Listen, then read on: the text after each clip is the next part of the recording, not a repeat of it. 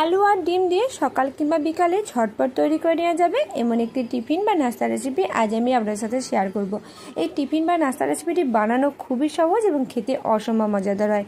চাইলে এই পদ্ধতিতে টিফিন রেসিপিটি একবার বাড়িতে বানিয়ে দেখতে পারেন। আর বন্ধুরা, ভিডিওটা স্কিপ না করে শেষ পর্যন্ত দেখার জন্য আপনাদের কাছে অনুরোধ রইল, আপনি যদি এই চ্যানেলে নতুন বন্ধু থাকেন অবশ্যই চ্যানেলটি সাবস্ক্রাইব করে সাথে থাকবেন। আলু দিয়ে এই টিফিন রেসিপিটি বানিয়ে নেব। তার জন্য এখানে দুটো মিডিয়াম সাইজের আলু সেদ্ধ করে খোসাটা ছাড়িয়ে নিয়েছি। এবার একটা কাঁটা চামচ দিয়ে এই সেদ্ধ করা আলুটা খুব ভালোভাবে থেঁতো করে নিচ্ছি বা ম্যাশ করে নিচ্ছি। আমি এখানে একটা কাঁটা চামচ দিয়ে এই সেদ্ধ করা আলুটা খুব ভালোভাবে মেখে নিচ্ছি বা থেঁতো করে নিচ্ছি। আপনারা চাইলে যে কোনো গ্রেটার বা হাত দিয়েও খুব ভালোভাবেই আলুটা থেঁতো করে নিতে পারেন। আলুটা মোটামুটি খুব ভালোভাবে থেঁতো করে নিচ্ছি, এর মধ্যে কোনো বড় ঢিলা ভাব নেই।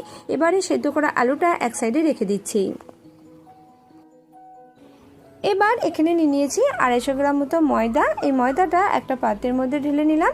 আমি এখানে নাস্তা বা টিফিন রেসিপিটি বানানোর জন্য ময়দা ব্যবহার করছি, আপনারা চাইলে এর পরিবর্তে আটা দিয়েও এই টিফিন রেসিপিটি বানিয়ে নিতে পারেন।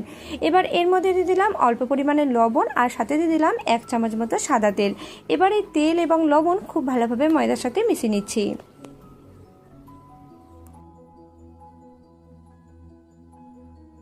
তেল ও লবণ ময়দার মধ্যে খুব ভালোভাবে মিশিয়ে নিলাম। আর আমি এখানে ময়ানের জন্য শুধুমাত্র 1 চামচ মতো তেল ব্যবহার করছি। আপনারা যদি এই টিফিন রেসিপিটি একটু খাস্তা খেতে পছন্দ করেন সেক্ষেত্রে তেলের পরিমাণটা 3 থেকে 4 চামচ মতো দিয়ে দিতে পারেন। এবার এর মধ্যে অল্প অল্প করে জল দিয়ে খুব ভালোভাবে ময়দাটা মেখে নেব। আর ময়দাটা মিডিয়ামের তুলনায় একটু শক্ত করে মেখে নেব।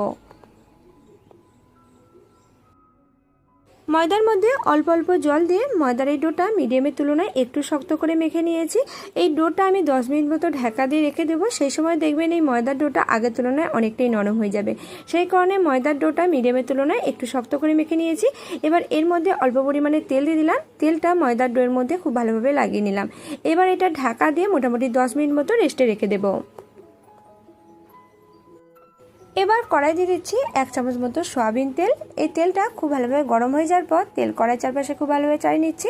এবার এর মধ্যে দিয়ে দিচ্ছি দুটো ডিম। আর ডিম দুটো আমি আগে থেকেই ফাটিয়ে নিয়েছি। এবার গরম তেলের মধ্যে ছেড়ে দিলাম। এবার এই ডিমটা অনবরত নাড়াচাড়া করে ভেজে নিচ্ছি। আর এটা একদম ছোট ছোট করে ডিম ভুনা তৈরি করে নিচ্ছি।